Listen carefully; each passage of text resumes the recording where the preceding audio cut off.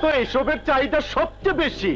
সোনা দানা হীরা মুক্তা যত ব্যবসায় কর না কেন, অস্ত্র ব্যবসার চেয়ে বড় ব্যবসা আর কিছু নাই। এগুলোর চাহিদা হু হু করে বাড়তাছে। মাল শহরে পৌঁছায় দেন, আমি সব মাল খালাস করে দেব। শুধু মাল খালাস করলে হবে না, এর আগের টাকার হিসাব এখনো পাইনি।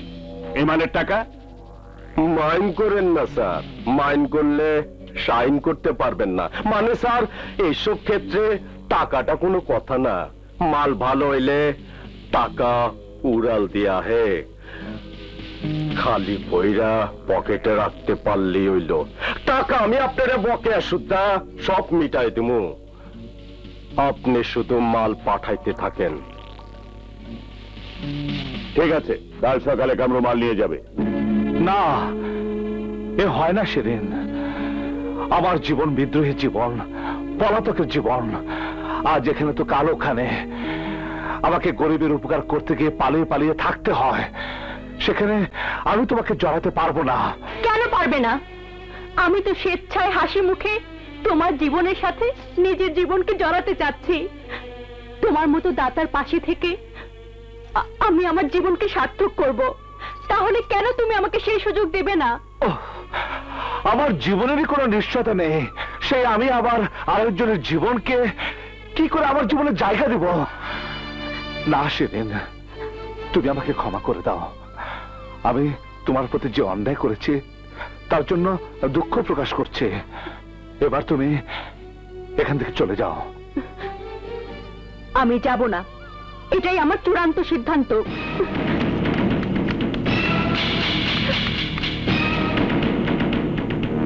দাতা, দাতা, দাতা, খবর এনেছি এক খাতা। কি খবর জমির? খবর পেলাম অস্ত্র হবে চোরাচালান, গ্রাম থেকে শহরে যাবে মেশিন গান, সেই গান দিয়ে মানুষ হবে খান খান। দাতা জলদি ওদেরকে আটকান। কোথায় সেসব শোনার চান? পাহাড় লাল খান। লাল খান পাহাড়?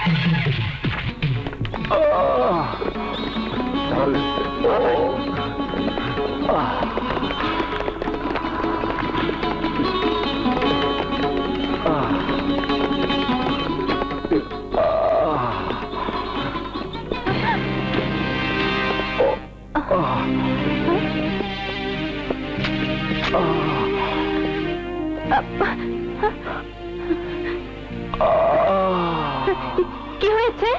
দাতা গুলিবিদ্ধ হয়েছে। সর্বনাশ, জলদি ফার্স্ট এড বক্স নিয়ে এসো, গুলি বের করতে হবে। আচ্ছা।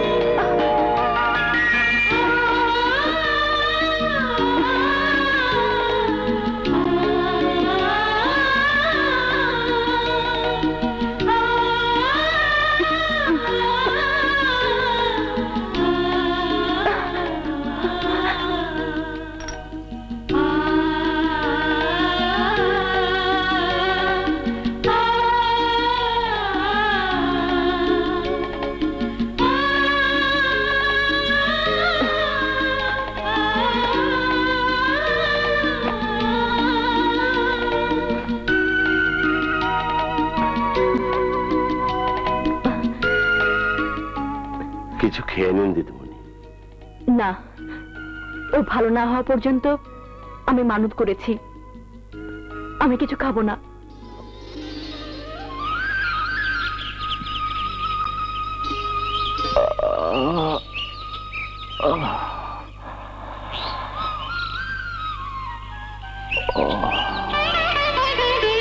দাতা, দাতা,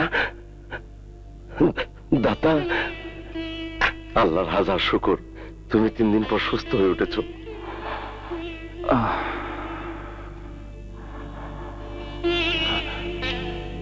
আমার এই ব্যান্ডেজ এসব কে করেছে? সব করেছ ওই দিদিমণি।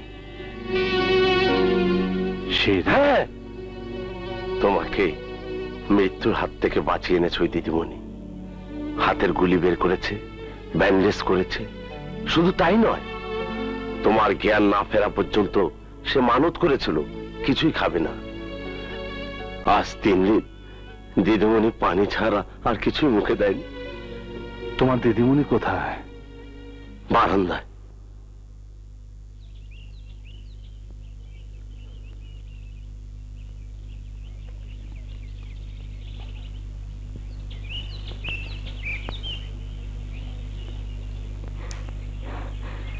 হে পরবর্তীকার, তুমি সালাউদ্দিনকে ভালো করে দাও, ওকে সুস্থ করে দাও, ওর সমস্ত দোষ ক্ষমা করে ওর জন্য রহমতের দরজা খুলে দাও।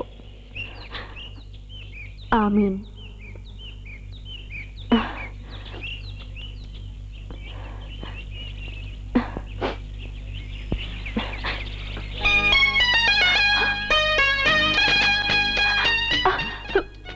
তোমার জ্ঞান ফিরে এসেছে, তুমি সুস্থ হয়েছো। আল্লাহ আমার দোয়া কবুল করেছেন। তুমি আমাকে নতুন জীবন দান করেছো শিরিন। এই নতুন জীবনটা তুমি আমাকে দান করো। তুমি আমার জীবনের সাথে নিজের জীবন জড়িয়ে যদি সুখী হতে চাও, তবে আমি আপত্তি করব না। চলো। কোথায়? তোমাকে আমার মায়ের কাছে নিয়ে যাব। মা অনুমতি দিলেই তোমাকে আমি গ্রহণ করতে পারবো। চলো।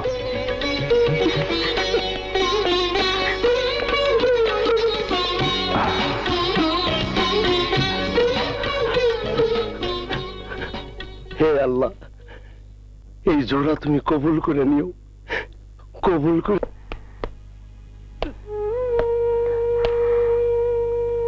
মা,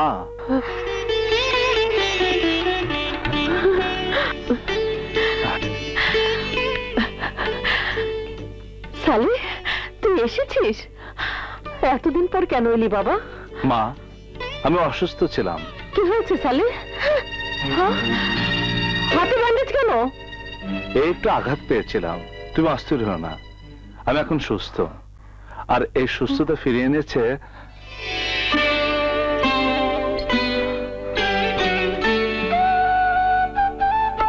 আমার সুস্থতা ফিরিয়ে এনেছে শিরিন, আমাকে নতুন জীবন দান করেছে।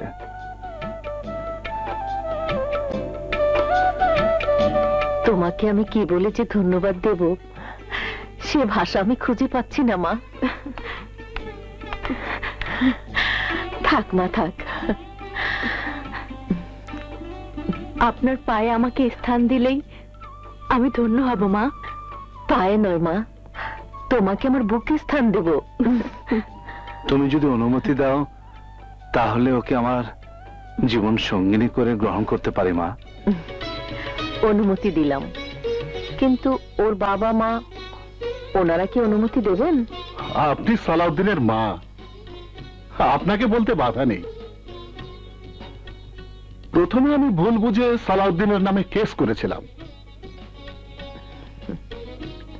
পরে গ্রামের সব লোকজনের কাছে জানার পর মনে হয়েছে সালাউদ্দিন ডাকাত নয়, সালাউদ্দিন দেবতা। আর দেবতার পায়ে নিজের মেয়েকে সমর্পণ করতে পারলে আমি নিজেকে ধন্য মনে করতে পারবো। আমি এ বিয়েতে রাজি। শুকুর আলহামদুলিল্লাহ বিআই সাহেব, শুকুর আলহামদুলিল্লাহ।